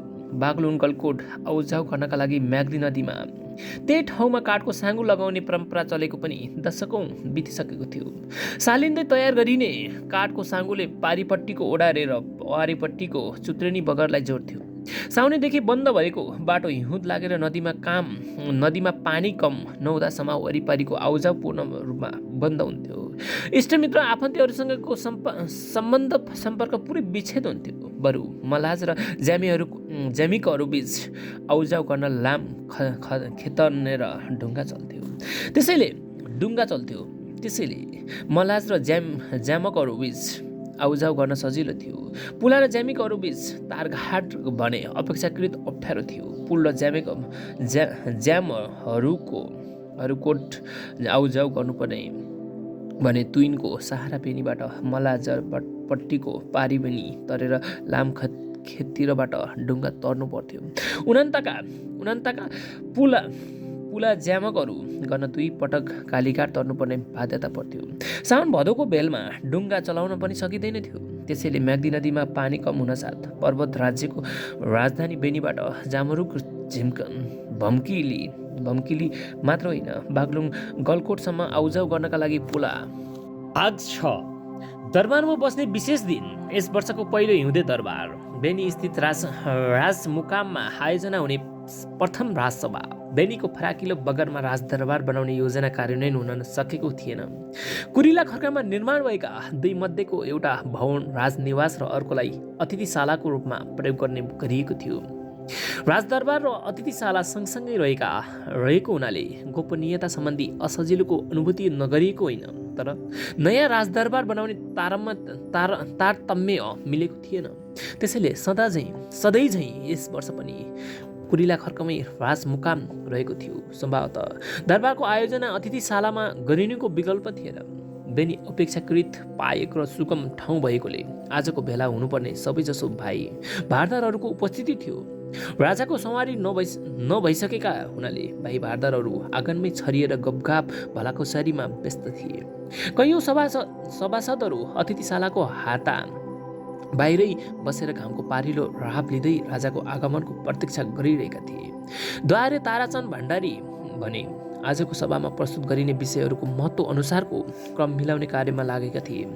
महत्त्वका हिसाबले सबभन्दा गम्भीर विषयलाई सबभन्दा आखिरमा प्रस्तुत गर्ने परम्परा थियो। चिसो सुरु भइसकेको थियो। सभा कक्ष न्यानो बनाउन दाउरे हिटर अर्थात् चुलोको व्यवस्था थियो तापनि हिटरै बाल्नुपर्ने गरी जाडो छिप्पिएको थिएन। त्यसैले बाहिर आँगनमै दरबार बस्ने प्रबन्ध मिलाउन राजाज्ञा भएको थियो। भाग 7। राजाको अनुपस्थितिमा भाइ भारदारहरू समूहमा जुटेर भलाकुसारी गर्न थाले। दरबारदेखि घरबारसम्मका कुराहरूको आदान प्रदान भयो। सभा भवनमा राजाको उपस्थिति निकै ढिलो गरी भयो। सायद सभामा छलफल भएको विषयमा राजा रानी बीच एकान्त वार्ता भयो। होला। नत्र खाजाकै लागि त्यति लामो समय लाग्नु नपर्ने थियो। राजाको सवारी भयो। महाराज घनश्यामले आफ्नो स्थान ग्रहण गरेपछि भाइ भारदारहरू पनि यथास्थानमा बसे। महाराजले द्वारेतिर नजर लगाए। सभा प्रारम्भको इसारा बुझेर द्वारे ताराचन्द भण्डारीले यतिखेरसम्मको छलफलको मजबुन प्रस्तुत गरे। पर्वतले मुख नखोल्याकै भए पनि हाम्रा युवराजको निमित्त वरिपरिका सबै राज्य रजौटाहरू छोडिदिन जजमाएका रहेछन्। पर्वत दरबारसँग विवाह सम्बन्ध गाँच्न तयार रहेछन्। तछाड मछाडकै अवस्था रह्यो जस्तो बुझियो। 22 या 24 राज्य रजौटाहरू आफ्नो राजकुमारीहरूको हात हाम्रा राजकुमारका हातमा सम्पूर्ण राजी रहेछन्। उनीहरूका बीचमा उछिन पाछिनको स्थिति रहेको कुरा पनि देखिन आएको छ। गोर्खा समेत पर्वतसँग सम्बन्ध जोड्न अनिच्छुक रहेको जस्तो देखिने भन्ने बुझाइ गुरुवर आनन्द रेग्मीज्यूको रहेको छ। मनमा शङ्का रहे पनि इक राखे जस्तो देखिएन। अलिकता धुकचुक दुवैतिर हुने कुरा स्वाभाविक भयो। सबैतिरको परिस्थिति विचार गर्दा 3-4वटा कुरामा केन्द्रित भइकन विचार विमर्श गर्नुपर्ने र निष्कर्ष निकाल्नुपर्ने जस्तो देखियो। नम्बर 1, निकट आफन्त अर्थात् लमजुङ र जुम्लासँग वैवाहिक सम्बन्ध जोड्ने कि? नम्बर 2, पुराना मित्र राज्यहरू तनहुँ र पाल्पासँग सम्बन्ध गाँच्ने कि?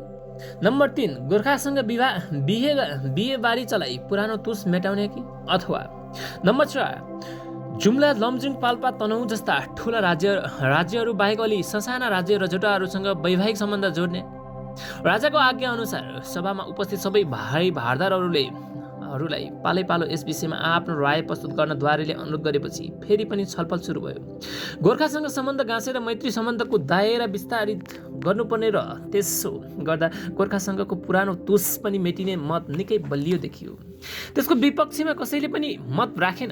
अलि पाका भारदारहरूले गोर्खासँग सम्बन्ध बढाउँदा लमजुङ, तनहुँ र पाल्पा जस्ता पुराना मित्रहरू रिसाउलान् कि भन्ने आशंका उठाए। पाल्पा र तनहुँसँग सम्बन्ध जोडेर मित्रतालाई थप बलियो बनाउनु पर्ने राय पनि प्रबल देखियो। बिग्रिएको सम्बन्ध सुधार्नका लागि जुम्लालाई प्राथमिकता दिनुपर्ने कुरा पनि उठ्यो। सभाको राय बाँझिएको हुनाले राजालाई सोचमग्न बनायो। के गर्ने के नगर्ने भन्ने दुविधा उत्पन्न गरायो। त्यतिखेरसम्म महारानीको पनि उपस्थिति भइसकेको थियो। एकै दिनको कुराकानीबाट सुमन्तसँग महारानी निकै प्रभावित भएकी थिइन्। यतिन्जेल चुपचाप बसेका सुमन्ततिर हेरेर रानीले सोधिन्, सुमन्त, तिमी किन चुपचाप छौ? आज प्रस्तुत हुन आएका विवाह प्रस्तावहरूमा कुनै नि मन पराएनन् कि कसो? पुनः एकपटक, सुमन्त, तिमी किन चुपचाप छौ? आज प्रस्तुत हुन आएका विवाह प्रस्तावहरू कुनै न मन पराएनन् कि कसो? होइन सरकार, राजा रानी र काजी सरदारहरूका बीचमा बोलिरहनु सानो मुख ठुलो कुरा भने जस्तो होला। ठुलो बाहरूको बीच सानाले फ्याच्च बोल्नु छुच्चाइ ठहरिएला कि भनिकन मुख खोल्न आवश्यक नठानेको हो सरकार। सुमन्तको कुनै पदीय हैसियत थिएन। राज्यका टाढाबाट समाजका प्रतिष्ठित भलात्मीहरूलाई पनि दरबारमा निम्ता दिने चलन थियो। त्यसैले सुमन्तको दरबारको उपस्थित अनौपचारिक मात्र थियो। सुमन्तले आफूलाई केटाकेटी भने पनि उनको इसारा त्यतैतिर थियो। सबै ठुलो बडाबाट आफ्नो राय आइसकेकै छ, भन न तिम्रो राय क्या छ? रानीले आग्रह गरिन्। रानीबाट विशेष आग्रह गरिएपछि सुमन्तले राजा, काजी, सरदार लगायत सबैका आसनतिर आँखा डुलाए। आफ्नो कुरा सुन्न सबै भारदारहरू इच्छुक छन् भन्ने लागेपछि आफ्नो राय व्यक्त गरे। सामान्य रैतानको विवाहको कुरा होइन, पर्वत राज्यको भावी राजाको बिहेको कुरा हो। विषयको गम्भीरताको ख्याल गरिकन निर्णय लिनुपर्छ। हतारोमा निर्णय गरी पछि पछुताउनु पर्ने अवस्था आउन दिनु हुँदैन। युवराजको व्यक्तिगत कुरा मात्र होइन, राज्यको हितलाई पनि ध्यान दिनुपर्ने हुन्छ। विवाह भनेको दुई परिवारको सँगको सम्बन्ध गाँच्ने कुरा हो, तर भावी राजाको बिहेले दुई राज्यको सम्बन्ध जोडिन्छ। एउटा बिहेको कारणले कसैलाई चिढ्याउने र रिस इबी साध्ने अवस्था आउन दिनु हुँदैन।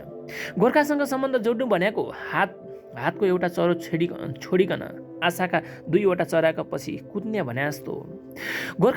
गोर्खासँगको सम्बन्धले लमजुङ मात्र होइन, लमजुङ र पर्वतसँग अन्तरङ्ग सम्बन्ध स्थापित भएका तनहुँ र पाल्पा जस्ता मित्र राज्यहरूकन रुष्ट बनाउने खतरा उत्पन्न हुन सक्ने सम्भावनालाई बिर्सनु हुँदैन। लमजुङ महाराजबाट स्पष्ट चेताई बस्किएको पनि रहेछ। त्यसैले गोर्खाले डोलीसँग दाइजोमा राज्य समेत दिनेछ भने पनि सम्बन्ध स्वीकार्नु बुद्धिमानी हुने छैन। रह्यो कुरा लमजुङसँग विवाह सम्बन्ध छँदैछ, साइनो खापिरहनुपर्ने र जरुरत छैन। अब अलिकता कुरा पाल्पा र तनहुको गरौँ। उसो त पाल्पा र तनहुसँग पर्वतको मैत्री सम्बन्ध बलियो छँदैछ। मैत्री सम्बन्ध जोगाउनुपर्छ। भडिकिने बिग्रिने अवस्था सिर्जना गर्नु हुँदैन। बिग्रिने अवस्था सिर्जना गर्नु हुँदैन। दुवै राज्यका डोली स्वीकार्ने हो भने त ठिकै हुन्छ होला। दुई मध्ये कुनै एउटा रोज्नु अर्काको मन कुडाउने विषय बन्न सक्छ। लमजुङ, पाल्पा र तनहु जस्ता मित्र देशहरूकन चिडाउने मूर्खता गर्नु हुँदैन। तीन मध्ये एउटासँग सम्बन्ध बढाउनु अरू दुईकन रुष्ट बनाउने कारण बन्छ कि भनिकन सतर्क रहनुपर्छ। आफैले कुनै एक राज्यसँग डोली माग्ने अवस्था हुँदो हो त ठिकै हुने थियो, तर तीनवटै राज्य पर्वतसँग सम्बन्ध गाँच्न इच्छुक देखिएका हुनाले अलि अप्ठ्यारो अवस्था सिर्जना भएको जस्तो लाग्यो। सुमन्त रोकिएर आनन्द रेग्मीतिर हेरे। सुमन्तले सहमत खोजेको हो भन्ने बुझ्न चतुर पण्डितलाई गाह्रो हुने कुरै थिएन। त्यसैले तत्काल प्रतिक्रिया जनाए। सुमन्त बाबुले तर्कसङ्गत कुरा गर्नुभयो। विषय जेलियार निकै जटिल बनाएको छ, निकै सोच विचार पुर्याउनु पर्ने देखिन्छ। विषयवस्तुको विश्लेषण एकदम राम्रो आयो। अप्ठ्यारो पर्छ कि भनिकन विवाह नै नगर्ने अथवा वरिपरिका 22-24को घेरा तोडेर बाहिर दुलही खोज्न जाने कुरा पनि भएन। कुन राज्यसँग विवाह सम्बन्ध जोड्न ठिक हुन्छ भन्ने कुरा पनि बाबुबाटै आओस् न त। ओ सुमन्त, तिम्रो कुरा ठिकै हो। निकै बुद्धि पुर्याउनु पर्ने विषय पो बन्यो त राजकुमारको बिहे। यो अप्ठ्यारो माखे साङ्लोबाट मुक्त हुने उपायको खोजी त गर्नै पर्यो। तिमी के भन्छौ त? यसपटक राजाबाट हुकुम भयो। सरकार मेरो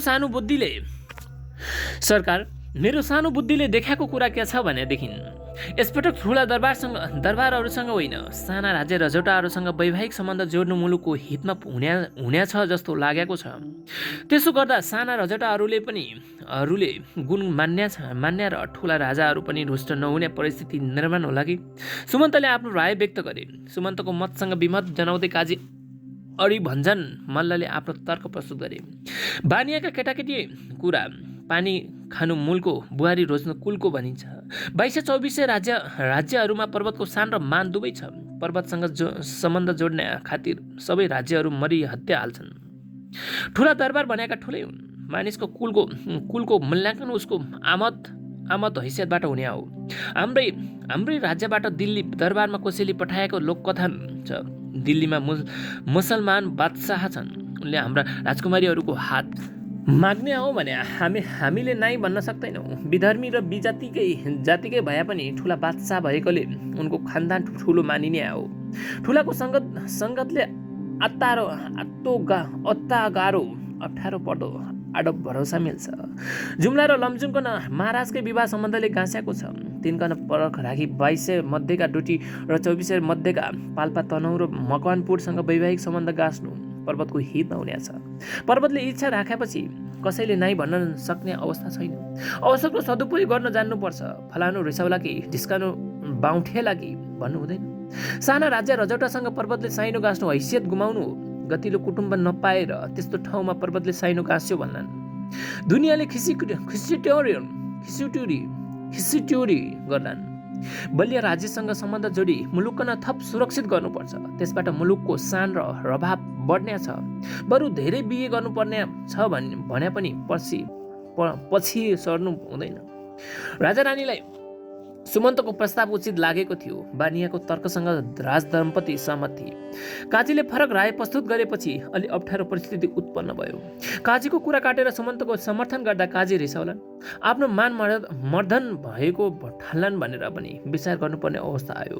सभाबाट तत्काल निर्णय लिइहाल्नुपर्ने उचित हुँदैन थियो भन्ने लागेपछि थोरै बेरको रानीसँगको साउती विमर्शपछि राजाले भने, युवराजको बिहे निकै सोच विचार गरिकन निर्णय लिनुपर्ने विषय बन्न गएको जस्तो लाग्यो। हतारमा निर्णय गरी पछि पछुताउनु पर्ने अवस्था नआओस् भनिकन विचार पुर्याउनै पर्छ।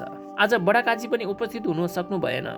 कुलगुरु रामेश्वर ज्यू पनि आउन सक्नु भएन।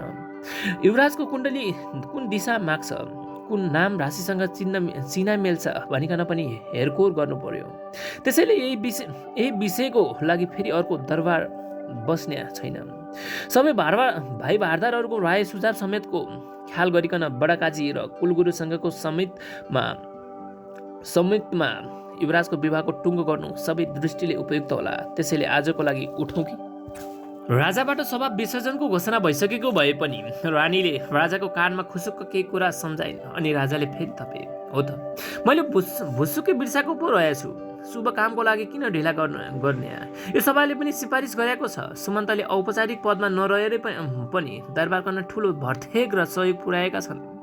उनको बुद्धि बलको उपयोग दरबार गर्न निरन्तर प्राप्त होस् र उनकन पनि हौसला मिलोस्, जिम्मेवारी बोध होस् भन्न खातिर दरबारको राय सल्लाहको कदर गरी सुमन्त बानियाकन आजैका मितिबाट कबरदारको पदवी बस्किएका छौँ।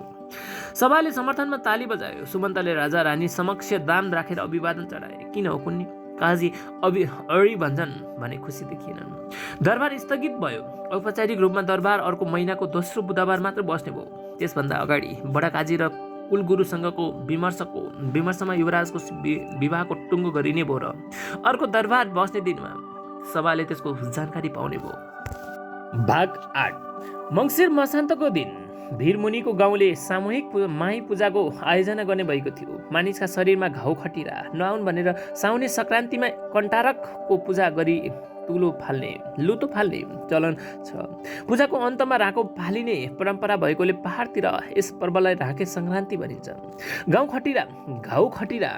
खटिरा रोगका जीवाणुबाट उत्पन्न हुन्छ भन्ने जैविक तथ्यको ज्ञान तत्कालीन समाजमा विकसित भइसकेको थिएन। त्यसैले हैजा, पिफर, कालज्वरो, आँटे जस्ता संक्रामक रोगहरूको तर्काउन समयको पूजा गरिन्थ्यो, माईको पूजा गरिन्थ्यो। एक गाउँबाट अर्को गाउँमा संक्रमण नहोस् भनेर गाउँको सीमा बाँधिन्थ्यो। खास गरेर बिफर, ठेउला, पानीसरा जस्ता घाउ खटिरा देखिने रोगलाई माई उछर्नु भनिन्थ्यो। माईको पूजा गरेर रोगको रोकथाम गर्न सकिन्छ भन्ने मान्यता राखिन्थ्यो। माईलाई खुसी बनाउन सके रोगबाट बच्न सकिन्छ भनेर बलि पूजा दिइन्थ्यो। कालीपारी काशीकोटको 2-4 महिना अघिदेखिको बिफरको प्रकोप जन्तीको साथ लागेर काली गण्डकी तर्ने हो कि र आफ्नो गाउँलाई समेत प्रकोपको लपेटामा पार्छ कि भन्ने त्रासले हतारोमै माई पूजाको आयोजना गर्ने निदो गरिएको थियो। मङ्सिर निखदासम्म झरीले खेतबालीको कामबाट उम्कनै दिएको थिएन। तल्ला गरे काइलाकी छोरीको बिहे नछिनिएको भए माई पूजा सुबिस्तामा गरिन्थ्यो होला, हतारो गरिँदैन थियो होला। गाउँका नाकाबाट हिजै कर्नाल फुकेर सबै गाउँलेहरूलाई अनिवार्य रूपमा पूजामा सामेल हुनका लागि जङ्गी घोक हालिएको थियो। अपेक्षाकृत कम महत्त्वको विषयमा गाउँलेलाई जम्मा गर्नुपर्दा गाउँको टुप्पीमा रहेको थुम्कोको टुप्पाबाट कटुवालले घोक हालेर सूचना दिने चलन हुन्थ्यो। भाग 9। पुष महिनाको पहिलो हप्ता मध्य दिनसम्म पूर्ण पनि सूर्यनारायणको दर्शन दुर्लभ भएको थियो। आकाशले रात दिनदेखि नै घुम्लुङ ओडेको कालो बादलको घुम्टो खोलेकै थिएन। तल बादलको आसानी माथि सूर्यको भ्रापबाट बादलमाथिको आकाश तातेको हुँदो सायद। धरती भने थप चिसिएको थियो। रातभर आकाशले आँसु चुहाएकोले बिहानसम्म तुषारो बनेर धरती पुरै सेताम्य देखिने गरी छापिएको थियो। जमेको तुषारोको पातलो तह खुट्टा राख्दा काँच टुटे जस्तो आवाज निस्कन्थ्यो। नाङ्गा गोडाले भुइँमा टेक्ने मुस्किल थियो। आकाश नखुले पनि दिन चढ्दै जाँदा तुषारोको तह पग्लिएर पानी बन्यो। पानी बाबमा रूपान्तरित भएर फेरि आकाशतिर उड्यो। बिहानको अपेक्षा मध्य दिनसम्म चिसो आधै कम भए पनि ओढनी छोड्न मुस्किल पर्ने चिसो भने बाँकी नै थियो। सूर्यनारायणको दर्शन दुर्लभ भएकोले हुनाले दरबार बाहिर निस्कनै गाह्रो थियो। महाराज घनश्याम छार्काले पाखीमा गुटमुटिएर बैठक कक्षमा धुमधुम्ती बसिरहेका थिए। प्राय सधैँ ध्यानमग्न रहने, एकहोरो चिन्तन गहिरिने, मानिसहरूसँग बढी बोल्न नरुचाउने स्वभाव उनको थियो। आज पनि महाराज मौनवर्ती तपस्वी झैँ भोजनपछि कोठाभित्र डल्लो परेर सोचमग्न थिए। खानपिन सकिएपछि महारानी गुलबदन सानो चाँदीको रिकाबीमा साँझको दाउराबाट निस्केको चामलको पिठो जस्तो फुल खरानी, एक चिम्टी, एक उल्टो कपास र बाती राख्ने सालको ठुलो बोहतो लिएर बैठक कक्षमा प्रवेश गरिन्। महारानी आफ्नो छेउमा आएर बसिसक्दा पनि महाराजको भावमुद्रामा कुनै परिवर्तन देखिएन। उनका आँखा एकनाससँग भित्तामा ठोक्किएको गरिरहे, प्रस्तर मूर्ति जस्तै निश्चल बनिरहे। उनको ध्यान भङ्ग भएन। महाराजको स्वभावसँग महारानी परिचित थिइन्। उनलाई ध्यान चिन्तनबाट अग लगाएर वार्तालापमा सामेल गराउन पापड बेल्नु पर्थ्यो। एकहोरो जति कुरा गरे पनि हो, होइन, हुन्छ, हुन्न जस्ता संक्षिप्त प्रतिक्रियात्मक आवाज निकालेरै बसिरहने बानी थियो। जुनसुकै विषयमा पनि झट्टै खुल्न आनाकानी गर्ने, विषयको तहमा पुगेर विचार गर्ने, तर्कसङ्गत निर्णय दिने विलक्षण स्वभाव महाराजको थियो।